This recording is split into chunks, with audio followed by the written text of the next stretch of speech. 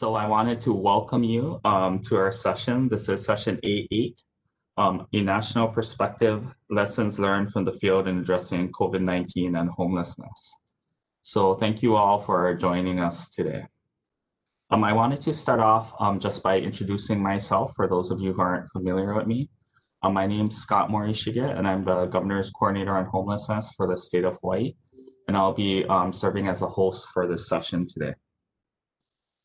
And again, I wanted just to double check everyone is in the right room. So if this is not the session you're interested in attending, you always have the option of going back to the main conference website, honolulu.gov/housing, and you can look at the list of other sessions running concurrently and choose the workshop that you're most interested in.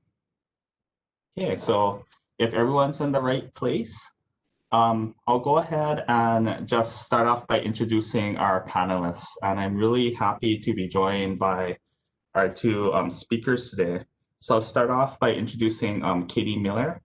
Katy Miller is the Regional Coordinator for the US Interagency Council on Homelessness, and she works on their National Initiatives team. She works specifically across the Western US with states and communities, including Hawaii, to implement best practice solutions to prevent and end homelessness.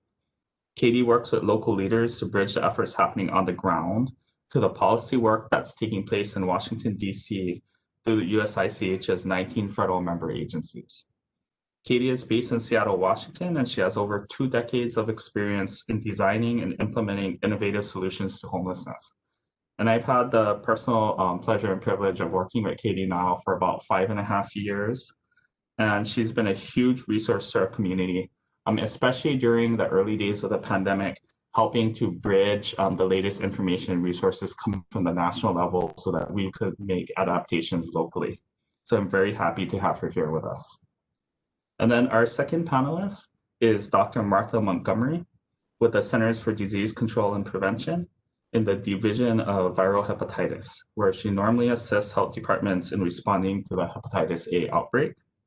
But since April 2020, Martha's been participating in CDC's COVID-19 emergency response and specifically has been working on COVID-19 issues affecting people experiencing homelessness. So we're also very fortunate to have her with us today. So if anyone has any questions for either of our presenters, I'd ask that you hold them until after the presentation, and you please put any Q&A at the bottom in the Q&A section at the bottom right-hand portion of your screen, and we'll take all the questions following the presentation. So to keep us on time and make sure we can have as much time for Q&A as possible, we'll just jump right into it. And Martha, you can go ahead and start us off with your presentation, and you'll be followed by Katy.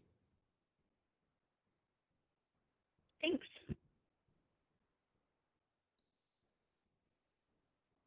You can go ahead on to the next slide.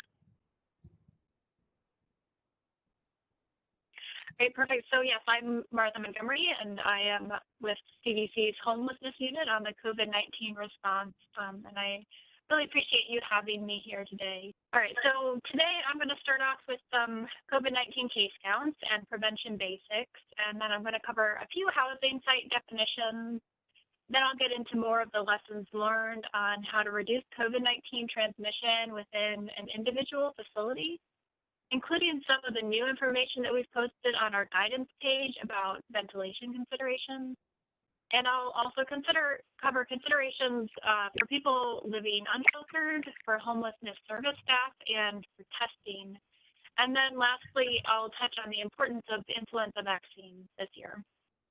So I'm an epidemiologist, of course. I love to begin with an update on the latest case counts. So this epi curve shows the number of COVID-19 cases by day since the end of January. And in total, as of yesterday, yesterday was almost 11 million. Today it is over 11 million cases have been reported in the United States. And you can see in the last couple weeks, we've seen a really steep rise in cases in most of the United States. The red line shows the average over the last 7 days of the number of new cases reported each day. And in the last 7 days, there have been around 150,000 new cases reported each day. So we don't have exact numbers on the number of COVID-19 cases that we've seen among people experiencing homelessness. However, we've been working closely with our partners at National Healthcare for the Homeless Council. They maintain a dashboard of crowdsourced data from universal testing events at homeless service sites, where everyone at the facility, both clients and staff, are offered COVID-19 testing regardless of whether they have symptoms. And the data submission is completely voluntary, so we know we're missing a lot of information, but it does give us a glimpse into where testing is being performed and where cases are occurring among people experiencing homelessness. So you can check out the full dashboard on the National Healthcare for the Homelessness website. And there you can also find a link to submit data. So if you have any data from testing events that you'd like to contribute, it would be wonderful to have that on there. So what we've seen so far is that as of October 20th, there have been at least 250 testing events submitted with over 10,000 clients and 2,000 staff tested. And overall, we've seen a positivity rate for clients around 8%, and for staff, it's been around 4%. And then the graph on the right shows the positivity trends for clients and staff over time. Next slide. So this slide is going to seem very obvious to you at this point, so I won't read through it, but it's important to keep in mind the fundamentals of preventing COVID-19 transmission in every decision we make. And the way that I like to think about it is this. Your risk of getting COVID-19 basically depends on three things: how close you are to other people, how long you interact with them, and how many people are involved in that interaction. All of the recommendations to prevent COVID-19 stem from that. So wearing a mask, keeping your distance, and staying outdoors all help to reduce the risk of infection. And the last thing is that each of those measures are really additive. So it's not wear a mask or stay outside or keep 6 feet apart. Each of those measures gives an additional boost of protection when they're used together. Next slide.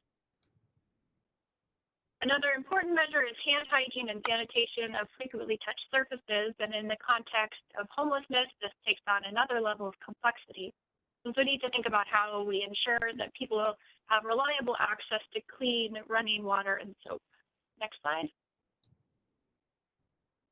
So now getting into some of the lessons learned, the communities that have been successful in preventing or mitigating outbreaks of COVID-19 among people experiencing homelessness have used a community approach to COVID-19 response.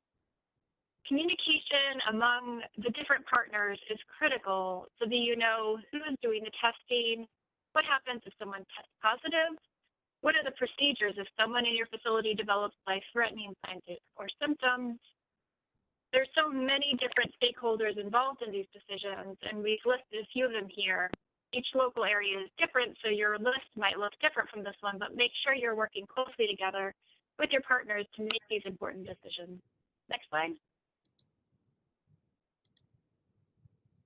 So what we've seen is that there are a number of different housing sites and models that have emerged across the U.S. to provide housing for people experiencing homelessness during COVID-19. And a lot of different terminology has emerged, so I wanted to cover quick definitions to make sure we're on the same page. So first are overflow sites that can help to reduce crowding. And then secondly are isolation sites, which are specifically for people who have tested positive for COVID-19. Third are quarantine sites for people who've been exposed to COVID-19. And then lastly, there's protective housing for people who do not have COVID-19 and have not been exposed, but who are at increased risk for severe illness from COVID-19. So this includes older adults and people with underlying medical conditions. Next slide. Ideally, these additional sites should offer individual rooms for clients who have been hospitalized with COVID-19 and are ready to be discharged. We've seen that offering medical respite or temporary care for these clients can shorten hospital stays and reduce medical costs. And then lastly, it's important to plan in advance how to connect clients in these temporary sites with more permanent housing opportunities.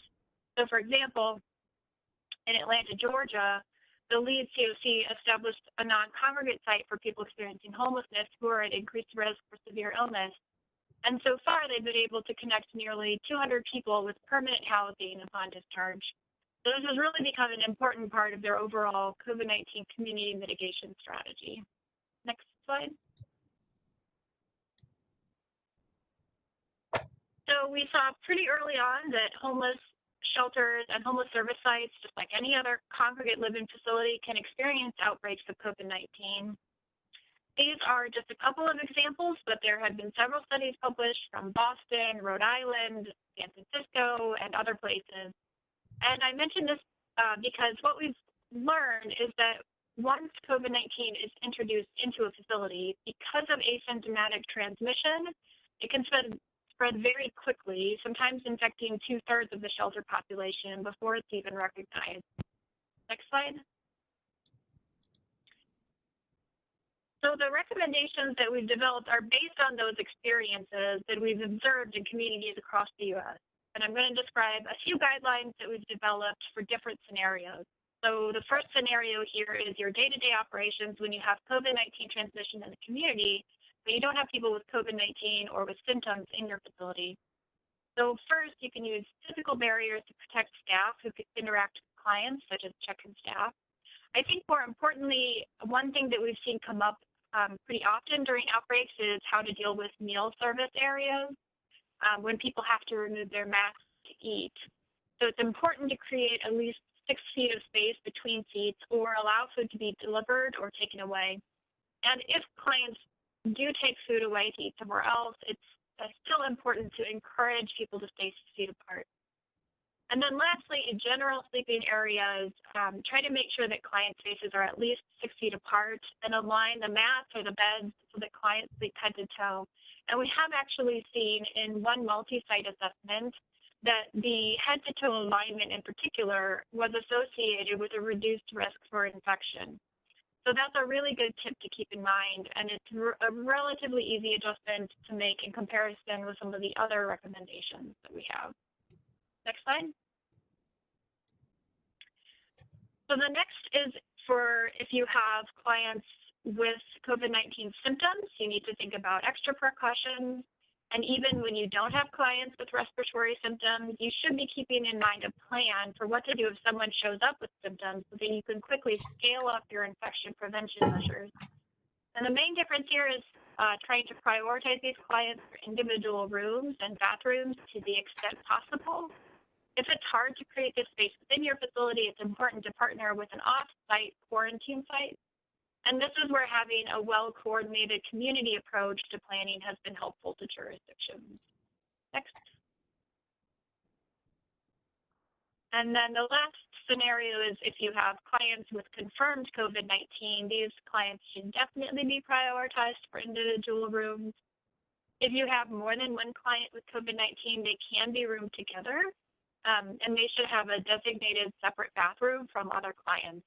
And then the same as before, try to coordinate with partners to plan for off-site isolation sites if it's not possible to provide isolation within the facility. Next slide. So recently we have worked with our environmental experts at NIOSH to add some ventilation considerations to our guidance for homeless shelters. And I am by no means a ventilation expert, but I will try my best to walk through this. So first off, you want to make sure in this building. Your ventilation system is operating properly and that it meets any applicable. The best combination of steps to improve ventilation will depend on several factors, which means there's no one-size-fits-all solution. You'll want to think about your facility layout, the environmental factors such as the climate and weather conditions, and then the available resources. And speaking of available resources, there are some jurisdictions that have been able to use ESG funds, community development block grants, or coronavirus relief funds to examine and improve their ventilation systems. So if you're concerned about the cost, this is something you could look into. Next slide.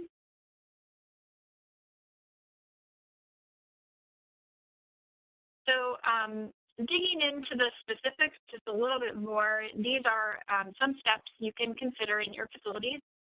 So first, you want to try to use natural ventilation to increase indoor delivery of outdoor air as much as possible.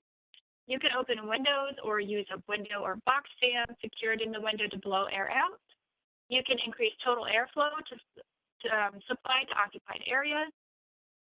If you have demand control ventilation, you'll want to disable that. It's a good idea to improve central air filtration to the extent possible. You can try running HVAC systems at a maximum outside airflow for 2 hours before and after occupied time. And then a general rule of thumb, you want to think about generating clean to less clean air movements by evaluating the position of supply and exhaust air diffusers and adjusting zone supply and exhaust flow rates. Next slide. A few final considerations of ventilation. You can consider the use of a HEPA fan or filtration system. You want to ensure that exhaust fans in kitchens and restrooms are operating at full capacity. And you can consider using ultraviolet germicidal radiation as a supplemental technique to inactivate potential airborne virus in the upper room air of common occupied spaces in accordance with industry guidelines.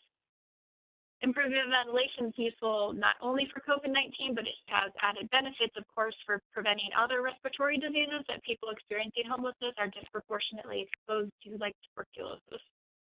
Next slide, please. Okay, so switching over to unsheltered populations. Across the U.S., there have been significant disruptions to services for people experiencing unsheltered homelessness related to the pandemic. So it's important to make plans to maintain services for people living unsheltered. People who are living unsheltered may be at risk for infection when there is community spread of COVID-19. Although I will say that from the little data that we do have, we think that the incidence of COVID-19 has been lower among people living unsheltered compared with people living in shelters. And that does make some intuitive sense since outdoor settings can allow people to increase their physical distancing. There's also better ventilation outdoors. However, overall, people living unsheltered experience worse physical health conditions and mental health conditions compared with people living sheltered. So linking people to permanent housing should continue to be a priority. Next slide. So you've probably already seen our considerations for encampments, but I'll just run through them briefly. So first off, if individual housing options are not available, it's important to allow people who are living unsheltered or in encampments to remain where they are. And the reason for this is that clearing encampments can cause people to disperse throughout the community and break connections with service providers. So instead, it's important to identify resources to support people sleeping outside, as well as additional temporary housing, including sites with individual rooms that can provide appropriate services, supplies, and staffing. Next slide.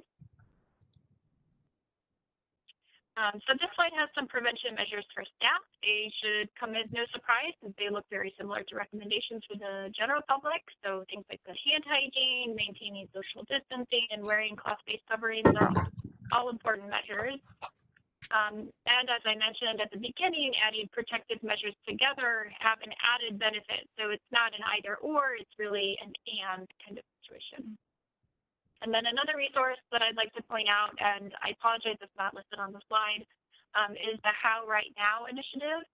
You can find it at howrightnow.org.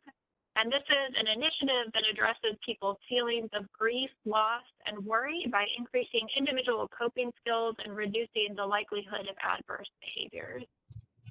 Next slide. So next, I wanted to discuss testing for COVID-19. There are basically three populations that we include in our testing considerations. The first are people with signs or symptoms that are consistent with COVID-19. The second is asymptomatic people, but who have recent known or suspected exposure to SARS-CoV-2, which is the virus that causes COVID-19.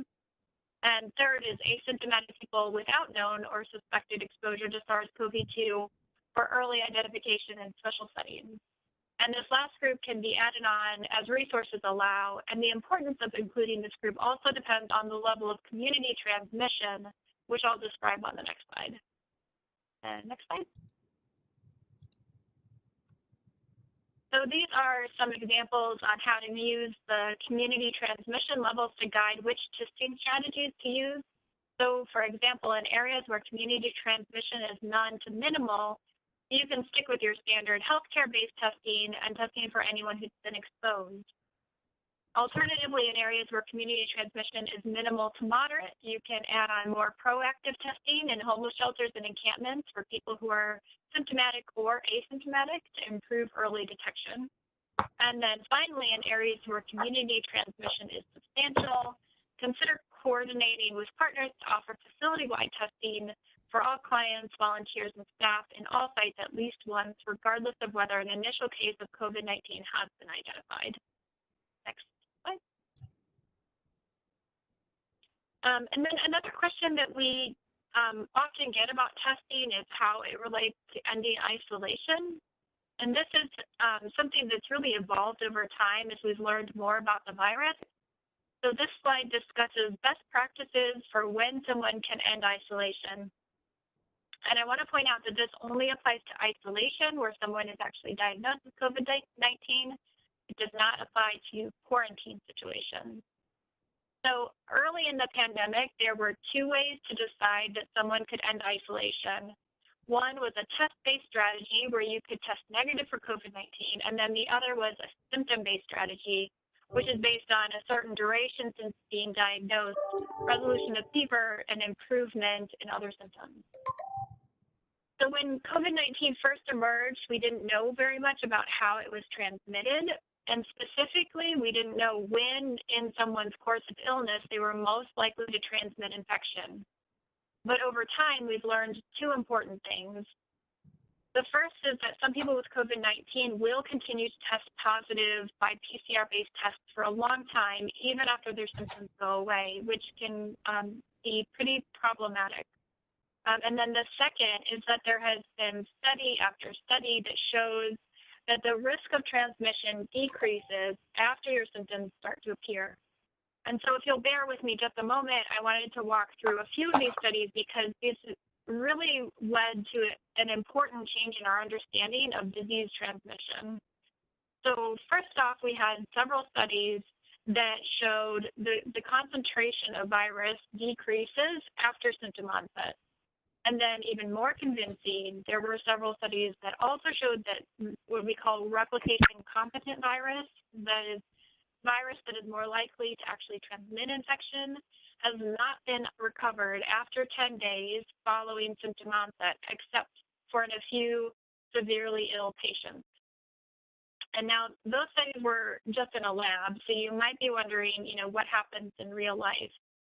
There was one large contact tracing study where they enrolled 100 patients, COVID-19, and then they followed 2,761 of their close contacts.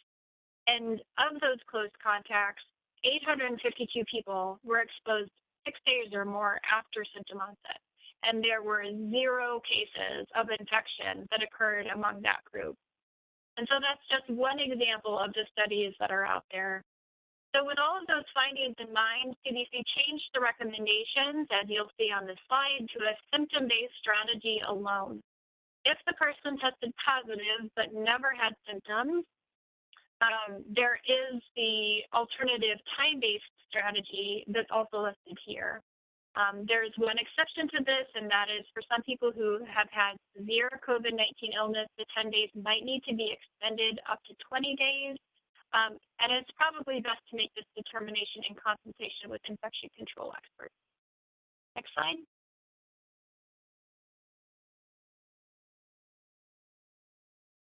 So you might be wondering, are there ever any instances where you would use testing to end isolation? There's just one situation, and that is for people who are severely immune compromised, and that decision should be made in consultation with infectious disease experts. For everyone else, the test-based strategy is no longer recommended except in situations where it may end isolation earlier than the symptom-based strategy. Next slide. Okay, and then the final topic that I wanted to cover is on influenza vaccine. So this year, vaccinating for influenza, which has signs and symptoms that are indistinguishable from COVID-19, will be more important than ever. to reduce the burden on our healthcare system. And I know that some health departments have tried to incorporate homeless populations into their influenza vaccine planning. So if you have good examples of how this has been done in your community, I'd love to hear about those experiences. And then the last couple of slides have links to our various guidance documents. I won't read through each one of them, but please feel free to check them out. And if you see anything that is missing or that would be helpful for CDC to create, please don't hesitate to reach out and let us know. And with that, I will hand it over to Katy Miller. Great. Thank you so much, Martha, and thank you, Scott. Really appreciate the partnership with both of you throughout this process. I know that for everyone, this has been a long haul, and a lot of what we're saying today is a repeat to what you've heard before, but we just want to make sure that you know that we continue to be here to support you throughout this process. So I'll go ahead and move on to the next slide. And even can go further. Scott already mentioned that I am with the US Interagency Council on Homelessness. I'm on the National Initiatives team. And what that means is that there are 5 of us that cover the country. I'm the red part of the country in this slide. So I'm working with 13 states across the US really to bridge what's happening in Washington, D.C. And so I have loved the work that I've done in Hawaii and work with all of you. So thank you. Next slide. So, you know, Martha did a beautiful job covering everything about what we have gone through for the last number of months. As at USICH and with other federal partners, our goal has been to save lives and to make sure that we don't overwhelm the emergency medical system. We have worked so hard with communities and with providers and shelters to make sure that people experiencing homelessness who we know are highly at risk already are safe. And so as a result of incredible responses early on, we have seen very low rates of people experiencing homelessness and positive cases of COVID-19. So, and we truly believe that this is because of all of the work that you all have done to be sure that you're following the CDC protocols and you're acting quickly and in supporting people who are experiencing homelessness. So we have not seen, so in all of the congregate settings nationally, prisons, hospitals, care facilities and jails, we have not seen the rates that they have experienced. So we're so grateful for that. We are continuing to monitor the hotspots and provide as much support as we can. And so Scott, I talk to regularly, and we're really here to support you all. So please reach out to us if we can be a resource to you. Next slide. So we believe that this is done because I mentioned the CDC protocols were followed so clearly around de-intensifying shelters, adding non-congregate shelter opportunities, access to hygiene and supplies, isolation and quarantine, and encampment response, especially around encampments. It has been so important to make sure that, especially depending on the rate of infection in your community, that camps are not cleared. That the job has really during this time been to provide intensive outreach to folks who are living unsheltered, provide them support. Many folks are feeling isolated already and scared. Much the businesses and support places where they've received services in the past have shut down and they're afraid. And so providing an intensive support during this time is really important. So by saying you're not clearing encampments, it doesn't mean that you're not providing intensive support and outreach and helping connect people to services and connect them to housing. The other important thing that we've seen is that working across health and homelessness systems has been really important during this time to leverage the expertise and communicate to make very fast decisions. Next slide. We have seen during this time strong leadership from health departments working across systems, working with the homeless service system, more than we've ever seen before. And I think one thing that I take from all of this is that I hope that we never go back because of this expertise crossing systems and working together as a team. We have seen such a beautiful and rapid response in many communities. And so I really hope that we don't return to our siloed systems when this is over. Some of the other great practices we've seen in the field is rapid response teams. In some communities, they've created strike teams. So when a shelter has positive cases, there's a team that goes out and supports that shelter. They help to triage and help to problem solve and get people safely to isolation and quarantine so that the shelter doesn't feel overwhelmed and they have someone to work with. And this team is usually comprised of public health experts and homeless experts working together.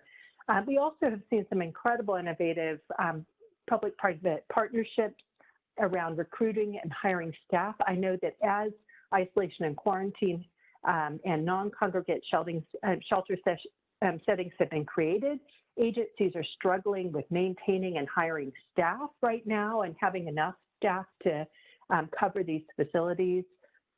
We've seen some partnerships where in San Francisco, they're using recruiting firms from the private sector to help with that, to get agencies staffed up in time. Also, some incredible models around transportation, where we've seen retrofitting of paratransit vehicles and partnerships, again, with transportation and health and homelessness to make sure that people are getting safely transported to isolation and quarantine facilities. We've also seen really quick deployment of city, county, and state staff in communities to new jobs under COVID to help with facilities and support and to stand up new programs, and just seeing the incredible flexibility and everyone's willingness to chip in. Also, utilization of the non-congregate shelter, as I mentioned, has been a great model for some communities. It doesn't work in all communities, but in those communities where they have had hotels that were available and empty, it was a great way to move very vulnerable populations quickly off the streets or out of shelter during the de-intensification process. And also, we've seen a great bit of change in how congregate sheltering is done. And Martha did a really good job talking about best practices around sleeping, but really taking the large numbers out of shelters so there's more space and they're less intense. And we've seen this done really well. There's also barriers that have been put up and things. And I think that we hope that we won't go back again to how some congregate shelter has been done in the past, where there wasn't a lot of space and they were packed and really hard for people to heal and move forward in their lives. Next slide.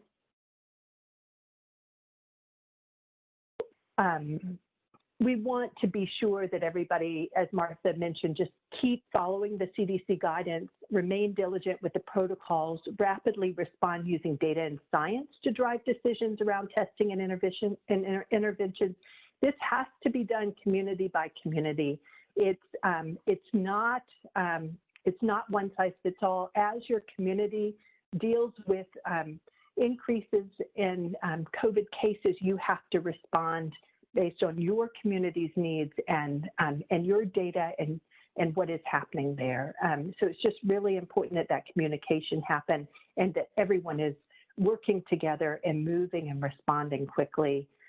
Screening for symptoms, educating everybody on what to look for, low barrier access to testing and isolation and quarantine for those that are positive, and really allow for the scale and flexibility as needed for isolation and quarantine as well as shelter, especially in our West Coast communities as we go into winter, really figuring out how we can increase winter shelter and get people safely inside using the CDC protocols.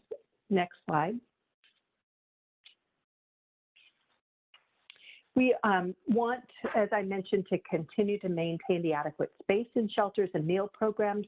Some of the biggest challenges we've seen around outbreaks in shelters have really been around the meal programs. While shelters did a really good job of creating box meals rather than large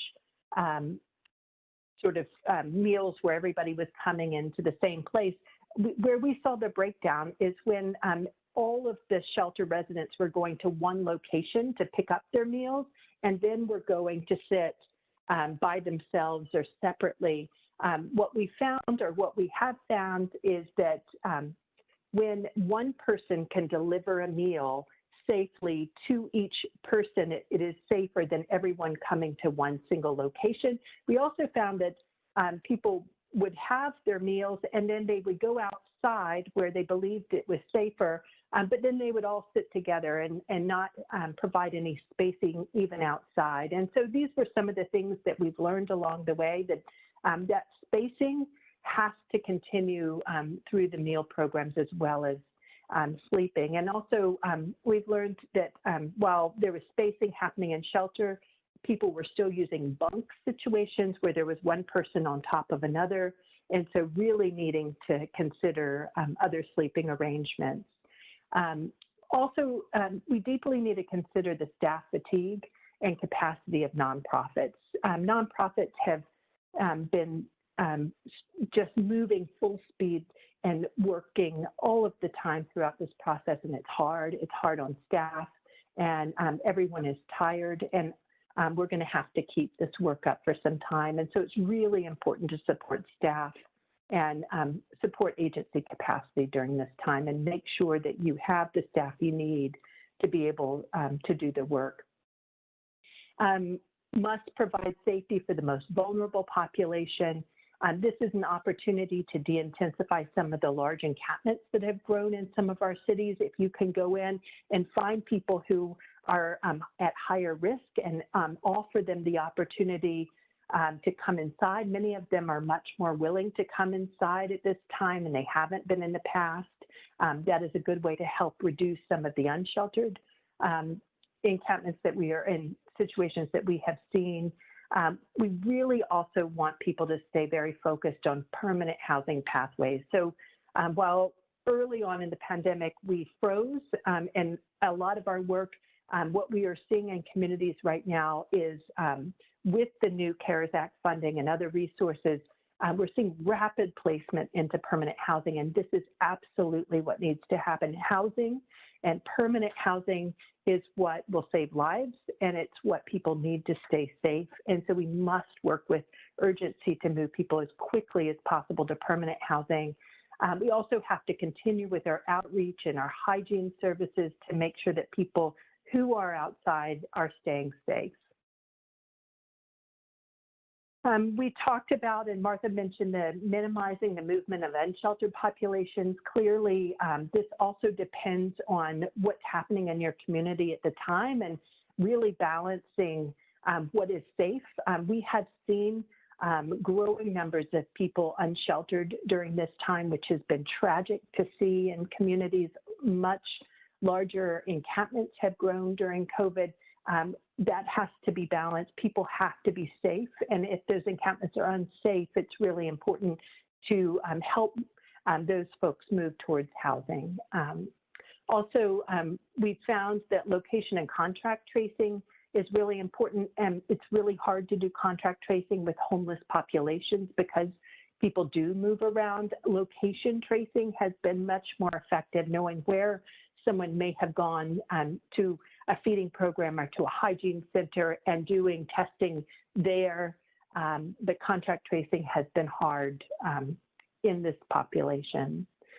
Really important to continue strong contact with those in permanent housing so that they can maintain stability.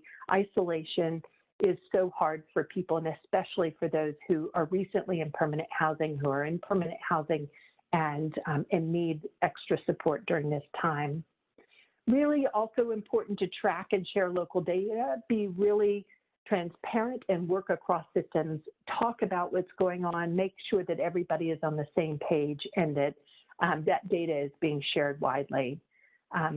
And then again, we have seen great work through public and private partnerships during this time to leverage the new federal, state, and local resources really to be the most strategic that you possibly can, and use this money to, again, move people as quickly to housing as possible.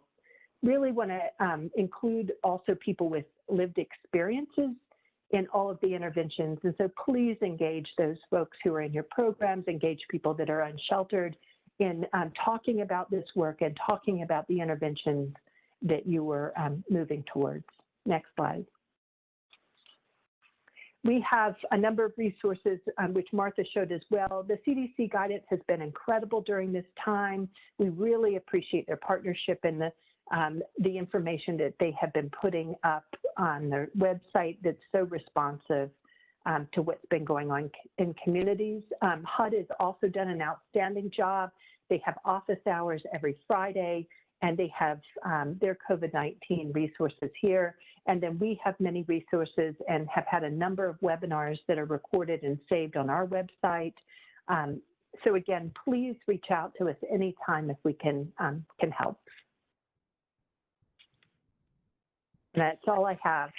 So thanks so much, Scott. No, thanks, Katie, and thanks, Martha. And I apologize for the alarm in my office going off. They're doing construction on our roof, so it happens pretty consistently throughout the day. But no, we really appreciate both of you sharing. And Katie, I know in particular, you've been helping us make connections on the ground. I think you gave some information to Hawaii County that helped them make connections with the Holiday Inn Express so they could set up some hotels for vulnerable individuals in encampments early on. So we really appreciate all of that. We do have a couple of questions in both the chat and the Q&A. One of the questions in the Q&A is actually regarding best practices on helping to retain individuals that are houseless in quarantine and isolation sites. So as you know, I think both locally and nationally, there are some challenges with individuals not wanting to stay. And facilities are trying to use motivational enhancement, but wondering if you have any specific suggestions on how to reduce the number of folks leaving against medical advice or AMA for various reasons. So either Martha or Katie. I'd be happy to give an example. This is something that many communities are struggling with, and I've seen some really creative ways that communities have dealt with this. I mean, when folks move in, they talk about and understand why they need to stay there, but they've also worked really hard to make sure that they have what they need to be comfortable. And so an example in Seattle, King County Public Health partnered with Alaska Airlines who donated hundreds of the movie viewer sets, from the airlines, so that people moving into isolation and quarantine had access to movies. They also provide food and regular meals and anything they need to be comfortable. They've also taken a harm reduction perspective. And so there have been times where addiction was an issue, and they worked with the health department, worked with physicians, and found a way to resolve this, again, to make sure that people stayed safe during this time in quarantine. And Martha, is there anything that you wanted to add to that? Yeah, I think that pretty much covers it. We've had a similar experience here in Atlanta, Georgia. So at their isolation facility, I believe among the people who were admitted or agreed to be admitted to the isolation facility, around 94% of people stayed until they completed their isolation period. So they had a pretty high success rate. And they really attribute that to a lot of things Katie mentioned. So they offered food through a third-party caterer that was delivered, to each person's room. They provided clean towels and linens. They had free cable television, access to the telephone for any sort of free outside calls. I have heard of places providing cigarettes, alcohol, kind of whatever it takes to get people through their period. And the harm reduction as well, I'll try to post a link. There's a really good article that came out on harm reduction services during COVID-19 that addresses the importance of continuing to provide harm reduction during that time in isolation is definitely one of those periods. I think another thing they said that was a little more nuanced was just setting really clear expectations and communicating up front with people as they were admitted about, what are the rules and regulations on behavior. And then having staff on site 24/7 so that they could immediately address any issues that arose. That was another important factor. Thank you. And I know locally, one of the things our providers have found is, sometimes people leave for things as simple as that they just need to go outside to take a smoke, right? So they've been using tobacco patches. That's helped in some cases. Sometimes it's when you look at where your isolation and quarantine facilities are, trying to find sites where there's a lanai or a smoking area that's accessible to the person. And I think another unique thing that Hawaii has done is we've really integrated our behavioral health division of the Department of Health into the quarantine and isolation component. They're largely managing that effort because we found that not just individuals who are houseless, but individuals needing quarantine and isolation in general did need a higher level of support, because when you're asked to isolate on your own, that can be a trigger for many people. So having this partnership with the Behavioral Health Administration at Department of Health, I think, has been hugely helpful. And they've been able to leverage their existing behavioral health case management providers to provide some of that 24/7 support, their wraparound services beyond what's traditionally provided for isolation and quarantine. So, thank you for sharing that. Hopefully that information is helpful for all of you in the audience. I know we also have some general questions about COVID-19 that have come up in the chat. And so one of those in the audience are wondering, how long does the coronavirus stay in a person's system? They said, I've heard it's more than 14 days. Can you talk a little bit about that?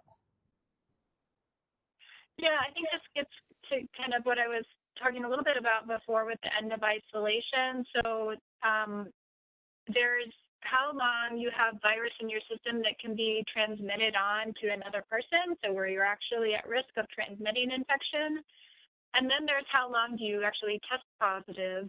And we've seen that those time periods are really different. So, like I said, it is most infections that get transmitted to another person happen from a couple days before you start developing symptoms to a few days after. And really after 10 days after symptom onset, it's highly unlikely that any additional transmission is going to occur. Now, after 10 days, people will start to or continue to test positive if you look for those PCR tests.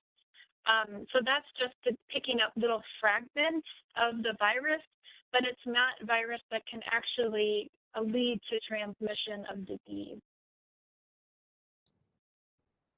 Thank you. And another question that we're getting is regarding thoughts on police enforcement or police sweeps to close down encampments that are located outdoors. And Katy, I think both you and Martha did touch on this, that there is CDC guidance, but it's not necessarily saying that immediate safety issues in encampments cannot be addressed, but it's really emphasizing the need to provide outreach and access to services. But I don't know if you wanted to add to that.